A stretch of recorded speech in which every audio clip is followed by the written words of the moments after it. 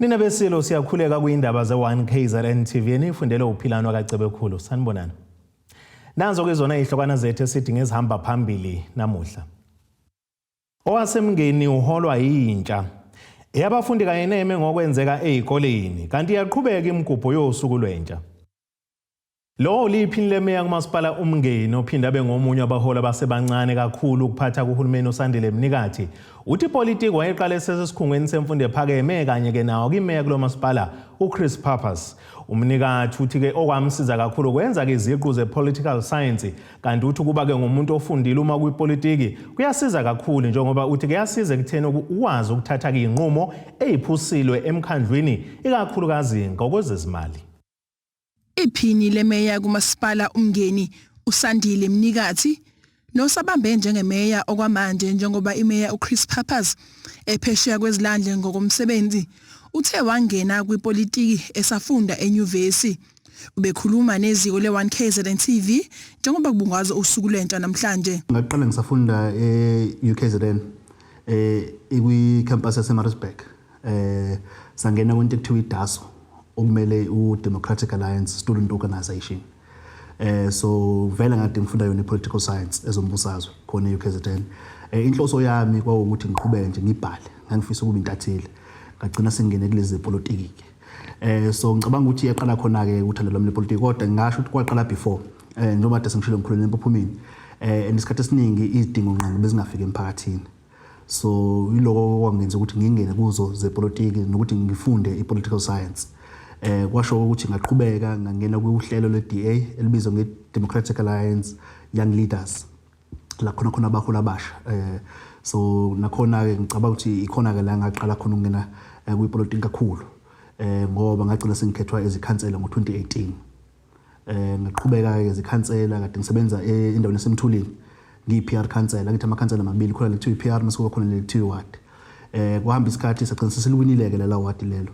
So ingayo sengibuye kule theme esibili. Umnikathi uthe kubalekile ukufunda uma ukwezepolitiki. Uma ungena kwepolitiki yes kumnandi ukuthi ube nabalandeli kelekelele. Kodwa masisihleli kwi-council sisifunda ama-report. Ngesinye isikhathi kunomuntu oyibona ukuthi i-report uyayifunda futhi uyayi-understand. And ngicabanga ukuthi ukufunda kubalulekile lapho. So njengoba sazi ayikho mhlawumbe i-qualification engathi nginale qualification therefore singabe politician. But ukuthi ufunde ukwazi uku-engage nama-report kuyasiza kakhulu. So sikhuluma ngama-budget. I-budget lomkhandlu ingaphezulu kwa-500 million. So to be able to engage, to understand lento ukwazi futhi ukureport emphakathini lento ade nifunde emkhandlwini ibalulekile. Nanokuthi ke lokho kwesibili ukuthi ipolitiki akusiyo mhlawumbe into ngathi nifuna ukwenza yona inguna phakathi. Kubalulekile ukuthi ufunde ngoba kusasa ungakhishwa. Mongafundile ugcina sibulalwane kuziwa yonke lento lena ngoba usongiphucisa isinkwe etafuleni. So that's why ngihlezi ngisho ukuthi muzokwenza ipolitiki itsilo uyafunda khona uzoba nayo lokhuza into ozofula back kuyona. Uphethe wathi yize esamncane esihlalweni kepha kubalekile abantu ukuthi bahloniphe isikhundla akuso. Ngicabanga ukuthi mhlawumbe kuzothanda ukuba nzinyana but into engangihlezi ngisho ukuthi noma ungangihloniphi ke mina hlonipha isikhundla engikusona. Ngicabanga ukuthi kusilekelele kakhulu ke lokho ukuthi abantu ba recognize at least ukuthi no umnikathi uDeputy Mayor and let's respect the position yakuyona kwamanje. Kukhona ke vele lokho njengoba dusishilo ukuthi khona abantu abadala umuntu azibuza ukuthi ngazo ukureporta kuyingane ngoba kuthini. But into ithi okwamanje at least ngisekela mayor so hlonipha isikhundla engikusona ananokuthi ukuthi ke phela ngeke ngamhlonipha umuntu omdala so no khona usebenza office lethu uphilisiwe nginokumbiza ngusisiphile because nakumina kusekhona lokho ukuthi cha umdala kunami despite the fact ukuthi ngenze ukuthi ngusekela mayor so kusekhona lokho ekuthini ukuthi asifundeni ukuhloniphana and ngicabanga ukuthi lokho sisebenzele kakhulu kwamanje. Ezindabeni ze1KZNTV ngu-Ayanda Dube ngibika ngisemgungundlovu. Njengoba namuhla eNingizimu Afrika yonke ibungazwa usuku lwentsha olwaziwa ngeYouth Day, inhlangano ke ezimela abafundi ikakhulukazi intsha sayizwakalisa ungenami ngesimo kintsha eyithola ibhekana naso. Yize kwashona inqwaba yentsha kilwela amalungelo ayo. Unobhala weCosas esifundazweni KwaZulu-Natal uKhetha Mjodi uthi kabeneme ngendlela kintsha eziphethe ngayo kakhulukazi ezikoleni okuyona into eyaba ke umongo wombhikishwa ngonyaka ka1976. Minyaka yonke mhlazili 16 kuNhlangulana elakuleli lisuke likhumbula futhi ke lihlonipha intsha yangonyaka ka1976 eyasukuma yamashela inkululeko ikakhulukazi ke ezikoleni kwaziseke babephoqelekile ukufunda ngolimi lwesiBhunu. Ukubungaza ke lolu suku, ithimba likhulumisane nezinhlangano ezimele abafundi. Unobhala we-Cosas esifundazweni nokuyinhlangano emele abafundi ezikoleni zamabanga aphansi naphezulu uthi ke kabeneme ngokuyiphatha kwabafundi ezikoleni njengoba ke lokhu zande njalo izigameko zokuhlaselwa kothisha kanye nabafundi. Abafundi bango-1976 baba abafundi abanegoli abanevision ngoba bengaphansi kokugqilazeka, so they had one vision ukuthi bafisa ukubona izwe labo likhululekile. Asingathi-ke sesithola izwe sesikhululekile siqale phansi siyigqilaze. Njengamanje siyayibona iy'nkinga abafundi left right center bagwaza othisha bahlukumeza othisha. Siyabona ukuthi kunedimoni elingenile ey'koleni. Akekho umuntu onormal ongenza kanje. Ingakho sinxusa nezamabandla ukuthi ayingenelele ey'koleni, angenelele abefundisi, abaholi bezendabuko, ukuhlukahlukana kwabo, abake bangenelele nabo ekuqinisekeniseni ukuthi iy'kole zirayithi. Le nhlangano ithi ke luselude ukhalo okusamele lihanjwe ukuphucula ke isimo semfundo yakuleli esingagwinyisa imathe nokuyihlazo ke kwazise inqoba yentsha yalahlekelwa izimpilo zabo belelwa ke yona belu imfundo. Isimo semfundo ekhona njengamanje asithakasele kanye asithokozeli kakhulu. Uma ubuka iminyaka esakhuleka ngayo siyizwe ngabe sikude kakhulu. Kusaney'ngane njengamanje ey'jomba imifula ukuze ifike ey'koleni. Kusaney'ngane njengamanje uma zifisa indlu yangasese ziye emgodini ezinye igcine sayishona okubizwa ngama-pit toilet. Okubeka okusobala ukuthi imfundo yethu ayikathathwa serious. Of course sikeveze okubi kodwa khona nokuhle okunye kukhona. Siyakubona imfundo yamahhala kwezinye zey'kole ikhona isiqalile, but ayikofinyeleli kona wonke umuntu. Besifisa imfundo yasemlazi ifane nemfundo yale eGeorge Campbell High School okuyisikole esithathwa njengenhlaka yabantu abamhlophe.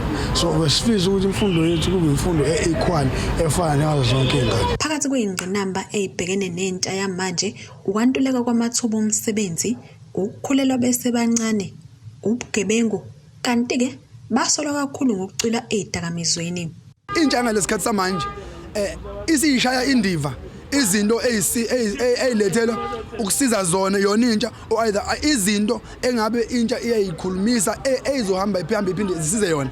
Now as isazi KwaZulu-Natal City abantu abasha bonke ngokubambisana namanye ama-structures alida abantu abasha kuyofuna sibambisane ekuthenini abantu abasha sibamobilize ekulweleni izinto noma eku-achiveni izinto ey'cindezela abantu abasha esikhathini samanje. 2, sabantu abasha kumele siyikhulumise into ye-drug abuse okayida into yabantu abasha abayithola begxile kakhulu ezidakamizweni eyiholela ekuthenini zibakhipha endleleni yabo njengabantu abasha noma ey'ntweni efana bayilwela. Sithi ezisazi KwaZulu-Natal kuyofuna sibambisane ngalo lonke uhlobo abantu abasha baqonda ukuthi akusafuneki sihlale emakhoneni but kuyofuna simobilizane siye emgaqweni. Intsha yona isola ke abantu abadala ngokuhluleka ukudlala indima yabo kwaziseke ezikhungweni zemfundo ephakeme kuningi ke okuhlumeza abafundi. We don't want to call it a celebration. Youth Day is not a celebration for the youth of today. It's not a celebration. It is a painful day. It's a painful reminder of how our adults have neglected us. So we gave the adults the trust to say, lay a foundation for us so that we can take over a fruitful and successful and sustainable South Africa as young people. And what they've done is they've neglected that responsibility. And what they've done is they've said, you know what, we're just going to take everything in this country and we're going to leave you guys with nothing. I want us as young people to stop asking old people to give us our space. We just need to realize our power as young people and from there come together and create a new South Africa for ourselves. The average age in South Africa is 28.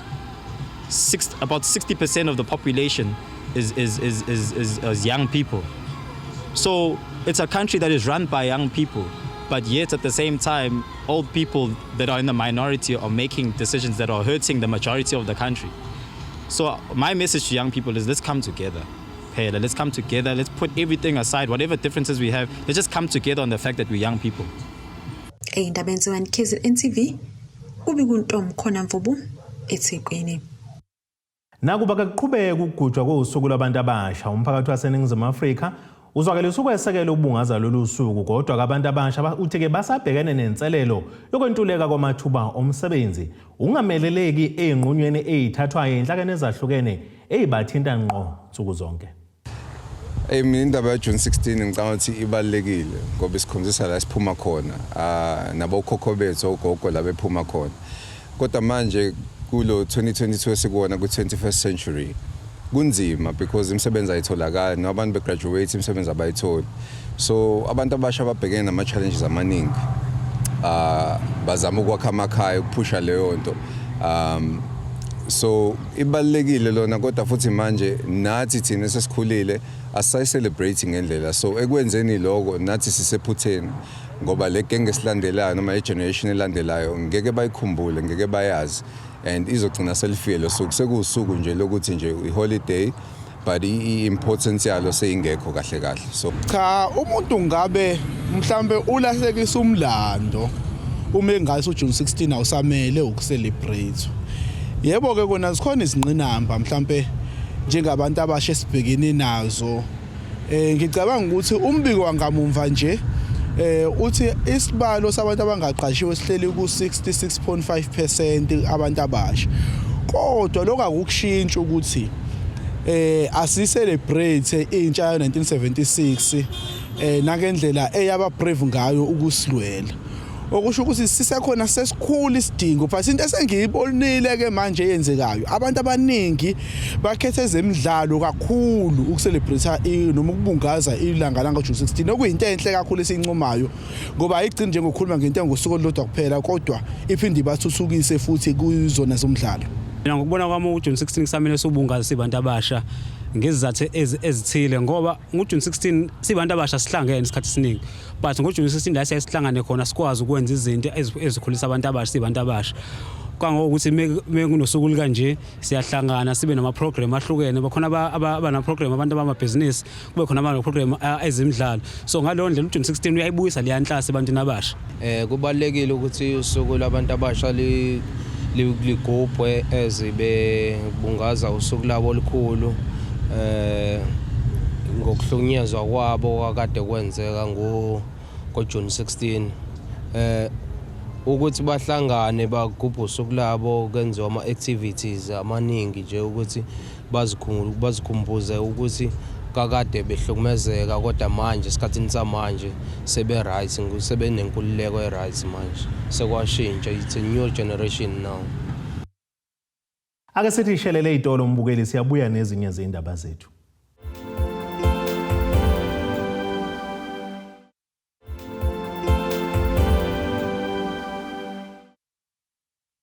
Asibonge siphinde sinamukele nisabukele indaba ze1KZNTV. Nazo kuyizona izihlokwana zethu esithi ngezihamba phambili namuhla. Owasemngeni uholwa yintsha. Eyabafundi kanye neme ngokwenzeka ezikoleni, kanti iyaqhubeka imigubho yosuku lwentsha.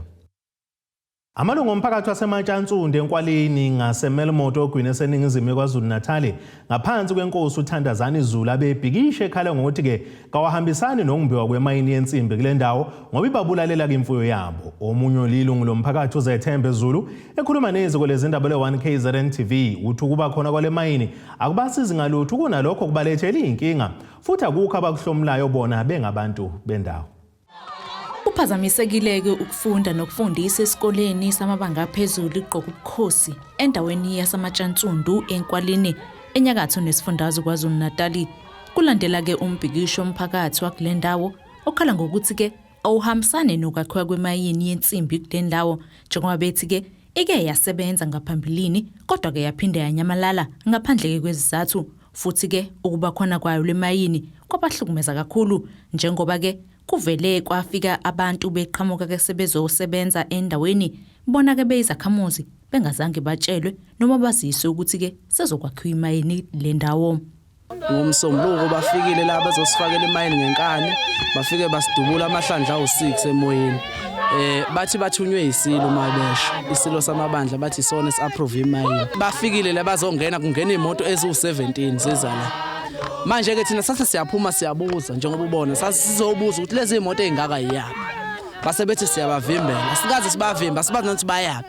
ngoba thina besibuza ukuthi niyapi kahle niyapi yini enizoyenza la hayi wavele ke ukhumbulano wakwaZulu wavele wadonsa isibhamu ama-bodyguard akhe ngoba uhamba nama-bodyguard adonsa isibhamu adubula kwayikhane sangabaleka ngoba besifuna ukwazi ukuthi inkinga yini besifakile imayini ngoba kade sasho ukuthi imayini asidingi. Kuyavela ukuthi ke ike yasebenza le mayini ngaphambilini kodwa ke yashiya idale omkhulu umonakalo njengoba ke bekhala ngokuthi ke bafelwa imfuyo iphoseka ke emgodini wale mayini owawumbiwe yiyo le mayini futhi ke bangathola kwasinxephezelo lesi. Kanti namanje noma bashiya nje bembile lapha phansi inkomo lezi ezikhona la zethu zayiphoseka emgodini lo abashiya bembili zimbuzi zinkomo yonke into iphoseke lapha okuba ngasi ngayifuni sibona ukuthi vele kuningi izinto zezolahleka kanti futhi labantu bemayini banamanga bazosikhohlisa ngento engekho. Okunye futhi ukusiphethe kabi kakhulu bafikile laba bantu bafika la bazosikhomba ngezibhamu. Akugcinike lapho lo mphakathi ke obudinwe uganunu wabo uthi ke le mayini ayihambe ngoba ke batshelwe ukuthi ke kumele basuke futhi nasendaweni ukuze ke kuvulele ke imayini kodwa ke abatshelwe ukuthi uma besuka kumele bayikuphi bathi ke bona abayindawo ngoba lo mhlaba owombaba mkhulu wabo. Siyahlaselwa la sihlaselwa imayini le mayini ehlaselayo thina siyazi imayini thina sizalelwe kulelizwe obaba mkhulu bethu bangcatshwe la kulelizwe omkhulu bethu bangcatshwe kulelizwe bonke esidabuke bekhona balele kulelizwe kodwa manje kuqhamuka abantu abaqhamuka ehwambini abasitshena ukuthi sebezothatha lelizwe siyachaza ukuthi asithandi nalelizwe lika Dabulamanzi asifuni nalo esasikelwa lona abantwana basentembeni asifuni nalo ngakho ke nje ngoba sithi lento sesiyayibona manje ukuthi njengoba bezosiqhumisela ibhamu kanje sekuvaleka nemigwaqo siyadestroyeka manje nempilo yethu iyadestroyeka yonke nje into esiyiyona thina asazazi ukuthi manje sesingobani kulelizwe ekube kulelizwe sabekwa ngeqiniso elalisemthethweni lokho kubhalwe naphansi ngoba asibona abantu abaqhamuke emahlathini sabekwa ngokusemthethweni ngakho ke labo bantwana okuyibona abahlangana nemayini ayingenela asifuni. Imizamo yokuthola lowo ongumntwana okhumulani Zulu okuthiwa ke nguye ongaba nezimpendulo noma izincazelo kulolu daba ayibanga ke impumelelo njengoba ke izincingo bezikhala ke zingabanjwa. Lezi ke izindaba zo1KZNTV mina nginguSamkethiswe Ngqulunga ngibika ngisematshantsundu. INC kwisifunda iTheku KwaZulu-Natal ithuzolufakela ibuku udaba lwamagatsha akwebhanayo uma ngabe kunemhlangano ngoba lokho kubulala ke isithunzi senhlangano. Le nhlangano isho lokhu ulandele isigameko sokuqhuma kwenganono kuWard 59 kade kunomhlangano okukhetha ubuholi begatsha njengoba ke kuqhubeka ke nemhlangano yokuphanyiswa kwamagama abantu abazongenela ke ikhundla kubuholi besifundazwe. Nobhala kunezigameko esike sayibona zenzeka la kumagatsha seThekwini ANC kade kiwokhethweni ngalesikhathi kusaqhubeka inhlelo uzokuphanyiswa kwamagama abantu labo utholakala ukuthi khona sekunqakiswana izihlalo sekuyashawana ungaboni noma ungavumelani ngokwembono. Imanje kuyenzeka kaWard 59 kuyimanje niqhuba inhlelo zokuthi amagatsha nawo aphakamisa abantu njengoba kubhekwe enkonfeni next month. Nithini kumagatsha mangabe nabaholi bamagatsha mangabe nikhuluma nabo ukugwema zonke lezi zinto ezenzakalayo? No, sikutholile i-report yeqhamuka 59 nezinto ezenzakale khona. Sayifunda. Sasezama ukuthi sithole ke bonke amahlangothi ladelo. Asinikeza ukuthi abanye kwenzakale nabanye basinikeza ukuthi kwenzakaleni ngokwabo but kuyizinto ezenzakalile wethu ukuthi sicubungule kusona sibone ukuthi kupho wrong okwemgomo yethu njengenhlangano then silandela ama process akhona kumthetho sisekelo wethu ilokho esithe sizokwenza but izwi nje likhona elelithi makwenziwe izinto ze-ANC kukhona into ofanele siyiqaphe. One of lezi zinto ilabantu abayebeze ne-element yobugebengu abanye beze sebeze badla amanzi aphonjwana then baqhubele ukuthi kube ngazi ukuthi khona imibanga emikhulu ka-ANC kanti akho mbanga emikhulu ka-ANC ilokuthi abantu basuke bengasekho esimeni sokuthi bacontroleke ngicabanga ukuthi lezo zinto, but what we'll do moving forward ile ukuthi sizokwenza ama processes zethu aqinisekise ngesikhathi ngena ukuthi abantu bangena yini bakuyisimo esright ngikwazi ukubamba imihlangano. Okay, ithini inqubomgomo mangabe kuhlezi imihlangano esuke ikhetha ubuholi bamagatsha noma yona le mangabe kwenziwa amalungiselelo okenkonfeni mayelana nokubekwa kwemibono wonke umuntu ngokuvuleleka? No, normally masenze processes na ama guidelines. Ama guidelines azoba nokuvulwa nokuvalwa, ama report ukudiscussa ke wonke umuntu. Imember nemember yanikezwe ithuba lokuthi lisho ukuthi lithini uvulwayo. Then ke baphendule, then uma kuqedwa lapho ke sisuke sisiyoqala iprocess. Normally ke siyayideploy ke ngokwethu njenge region at times ne province nayo iyayisilekelela deploy, but owethu umsebenzi akusikho ukuthi siyophatha ama processes suke siyo oversee ukuthi wonke aqhubeka ngendlela correct.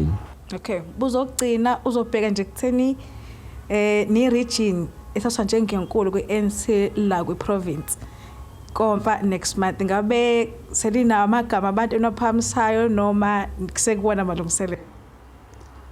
No, ngicabanga ukuthi asishilo kwi press briefing edlule ukuthi njengeTheku sinamagama amabili esizoxoxisana namanye ama region ukuthi sikumaintaina kanjalo ukuthi amagama aqhubeke bemabili, but ngokwamagama akhona amagama asekhona axoxwayo, but sizo finalize thina njenge structure nama branch sikwazi ukuthi masiphuma siyoxoxa. Ngicabanga ukuthi ngomhla ka-19 siyoxoxa namanye ama region awu-10 ngoba ama region akhona awu-11.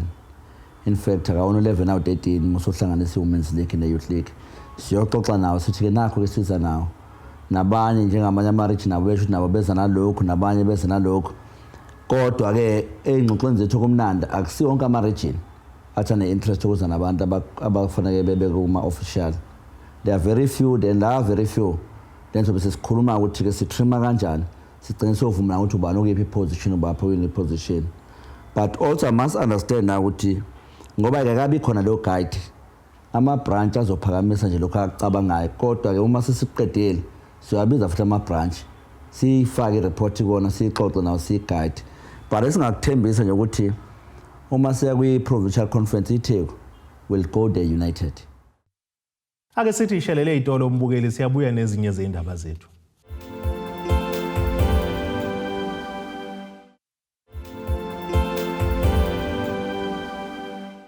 Asibonge siphinde sinamukele nisabukele zona indaba ze1KZNTV nazo kuyizona ihlokana zethu esithi ngezihamba phambili namuhla. Owasemngeni uholwa Yintsha. Eyabafundi kanye neme ngokwenzeka ezikoleni kanti iyaqhubeka imigubho yosuku lwentsha. Ake sibheke engosini yezomnotho.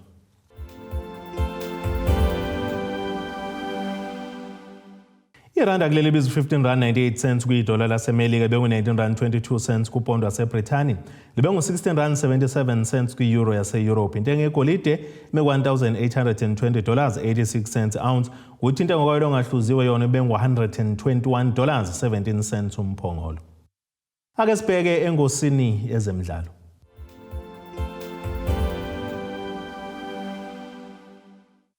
Umqeqeshi weqembu lesizwe Bafana Bafana uHugo Bros usenxusa abalandeli beqembu lesizwe kuba bangalahli ithemba kunalokho balesekelele iqembu lesizwe nakuba lingenzanga kahle kumdlalo walo wokuqala okuhlungele AFCON ka2023. iBafana Bafana kivule ngesibhaxu kwiMorocco kumdlalo wokuvula kaGroup K, kanti manje siyihlalelo umthwalo omkhulu wokuba inqobe yombili lemidlalo yayo ke neLiberia. Kuleli iqoqo kulona ke Bafana Bafana mathathu ke kuphela amaqembu kulandela ukukhishwa kweqembu laseZimbabwe. Okunye lomqeqeshi akhala ngakho ungabe khona kwabadlali abaseqophelweni eliphezulu kuleli qembu, njengoba ethi uma ngobuqhathanisa namanye amazwe aseAfrika abadlali abaningi bakhona badlala kumaligi amakhulu aphesheya kwezilwandle nokwenza kumsebenzi ubelulu uma ngabe bebizelwa kwiqembu lesizwe. Ake sibheke nasesimo sezulu esingalindeleka.